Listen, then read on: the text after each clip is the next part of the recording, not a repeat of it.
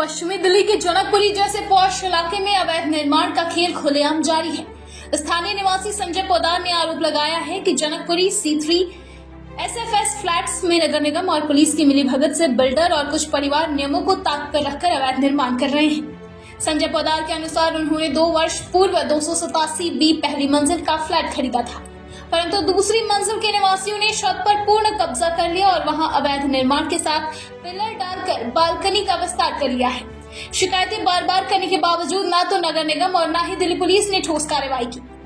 इस अवैध निर्माण को कराने में JE MCD building department Aditya Pandey उसका बहुत बड़ा रोल है और इसके कुछ सगे संबंधी दिल्ली पुलिस में भी हैं, जिसके द्वारा इन्होंने दबाव बनाकर इन्होंने एक अवैध ट्रेस पास करके पिलर डाला बिना किसी अनुमति के, जिसमें मेरी कहीं से भी सहमति नहीं थी, जिसकी कंप्लेंट मैंने DCP ऑफिस को भी दी थी, जिस पर अभी तक कोई संतोषजनक कार्रवाई नहीं हुई। और ये संतोषजनक कार्रवाई ना होने के कारण इसका क्षय इतना बढ़ गया कि ये अपनी वाइफ के द्वारा हम पे और औरों पे भी, जो भी मेरे सपोर्टर हैं, इस पे दबाव बनाकर ये पुलिस फॉल्स केस बनाते हैं और हमें मेंटली, फिजिकली और फाइनेंशियली तीनों चीज़ों को डैमेज कर रहा है। पीड़ित परिवार का कहना है कि उन्हें छत पर जाने से रोका गया है, जिससे पानी की टंकी तक पहुंचना भी असंभव हो गया है। परिणाम स्वरूप पिछले 2 वर्षों से उनके किचन में पानी की आपूर्ति बाधित है। इसके चलते उन्हें बाहर से पानी लाना पड़ता है। संजय पोदार ने ये भी बताया कि स्वतंत्रता दिवस के अवसर पर उन्हें अपने घर की छत पर तिरंगा फहराने से रोका गया और झूठे महिला उत्पीड़न के मामले में फंसाने की धमकी दी गई। उन्होंने कहा कि उनका परिवार भय और असहायता की स्थिति में जी रहा है तथा प्रशासनिक विभागों से न्याय की उम्मीद लगाए हुए है। मेरा नाम संजय पोदार है। मैं 287B पहली मंजिल जनकपुरी में मैं रहता हूँ। मेरी समस्या ये है कि मैं जहाँ मैंने मकान लिया वहाँ 2 साल से मेरा किचन तक नहीं चल रहा है।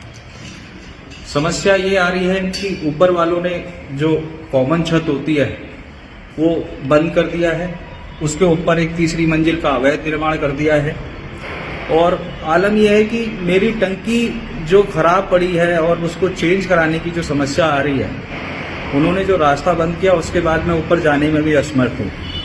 विडंबना तो यह है कि मेरे 2 साल से, मैं आपको दिखाता हूँ, 2 साल से मेरा किचन ऑपरेट नहीं हो पाया है क्योंकि बिल्डिंग में कनेक्शन नहीं हो पाया है। जो छत पे जो टंकी रखी है उससे वो कनेक्शन नहीं हो पाया है। दूसरा क्या है कि ये मुझे ऊपर वाले जो है मुझे बहुत हरास कर रहे हैं, फिजिकली बहुत हरास कर रहे हैं। कहना चाहता हूँ कि पूरे घर में सीलन है, पूरे घर में सीलन है और जानबूझ के इन्होंने पानी मेरे घर में भेजा है जिससे कि मैं हताश हो जाऊं और जो मैंने जो कंप्लेंट करी हुई है इनकी अवैध निर्माण की लेकर, उसमें ये चाहते हैं कि मैं वो शिकायत वापस ले लूं और दबाव बना रहे हैं पॉलिटिकल पार्टी से। आप ये देखिए, ये जो पिलर है ये पूरा अवैध है, जिन्होंने धमकाकर MCD के संबंधित अधिकारी और दिल्ली पुलिस के साथ मिलकर इन्होंने ये बनाया है।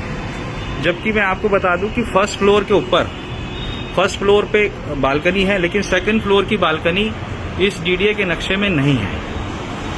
और इनका ये जो ऊपर वाले जो व्यक्ति हैं वो हमेशा अपनी बीवी की तरफ से, मंजू देवी की तरफ से, ये छेड़छाड़ का मामला, झूठा केस हमारे अगेंस्ट में डालते रहते हैं और हमें फिजिकली बहुत परेशान करते हैं। मैं आज बड़ा हताश हो गया हूँ इस चीज़ को लेके कि एक सभ्य व्यक्ति ये कैसे कर सकता है। इनका एक बेटा MBBS है जो बाहर से पढ़कर आया है, यूक्रेन से या रशिया से, जहाँ से भी आया है। वो शायद किसी गवर्नमेंट हॉस्पिटल में काम करता है और ये धमकी देते हैं कि वो अपने बेटे से वो मेडिकल चेंज करा देंगे और आपको झूठे केस में फंसा देंगे। ये मेरी बड़ी दयनीय स्थिति हो गई कि मैं इस मकान को बेचना चाहता हूँ, लेकिन मैं इस मकान को बेच भी नहीं पा रहा क्योंकि जो भी ग्राहक आते हैं उन्हें भगा देते हैं, उनको धमकाते हैं और मैं बड़े भय की स्थिति है मेरी और मेरे भी बच्चे भी बड़ा डर के रहते हैं। और ये तो शुक्र है कि मैं रिहाइश में यहाँ आना चाह रहा था लेकिन आ नहीं पा रहा हूँ। 2 साल से बहुत परेशान हूँ, टूट गया हूँ बिल्कुल। जर्जर हो गया हूँ बिल्कुल मैं।